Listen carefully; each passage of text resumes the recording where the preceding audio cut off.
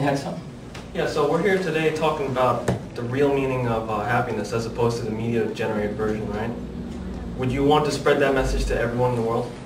Would you want everyone to live by the real meaning of happiness as opposed to the media version? You know what's funny? At one point I did. And now I could care less. And the reason why is, and this is funny for me, it's one of those things that I was pursuing. You know, I'll be happy when I can share the joy that I feel every day with everyone else. And then I realized, you know, it's not for me to decide for other people. It's not. Again, it's your decision. So if that's something that you want and I can help you with that, I'll be glad to share that. But it would be wrong of me to try to force that on you, and it would also set up for me another condition for my own happiness. So while I found a very good, big source of happiness inside myself, I can't force anyone else there. And by the way, some people are happy being miserable. My mother's a great example of this. My mom. This is on tape.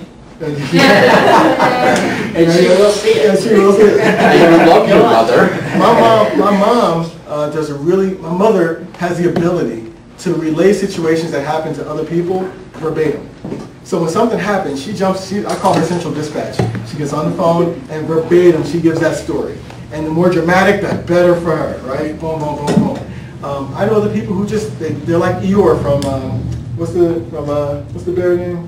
Winnie the Pooh. Winnie the Pooh. Eeyore's like, oh, you know, just that constant state of just depression.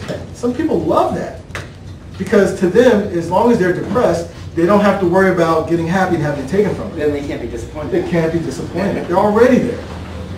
I'm not going to force it on anyone. So to answer your question, there was a time where I wanted to do that, but I realized, no, I'm good where I am. It's not about forcing people, but would you want people to know the true meaning? No, I think I want people to want what they want for themselves. Do you think the world would be better with everyone following the true meaning? I can't presume to say the world would be better. I think that, you know, when we talk about duality, which is something else that we talked a lot about in terms of duality, and someone else here mentioned it as well, I think through going through certain experiences, you can see the opposite, right?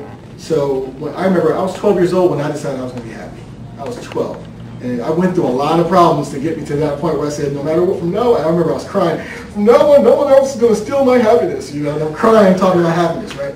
And I had to get to a point where I could decide it for myself. Now, there's other people who just said, you know what, I'm happy, that's it, and I don't have to go through a bad experience to get there. I'm going to be happy, I'm going to be peaceful. Through meditation, I've discovered that pathway.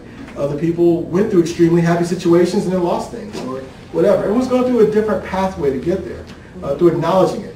And some people will never get there. But do I have a preference? No, I can't. I think everyone that I've met, every situation I've ever gone through has helped shape who I am as an individual and helped me get my thinking to where it is right now. If everyone was the same, you know, would we be having this conversation?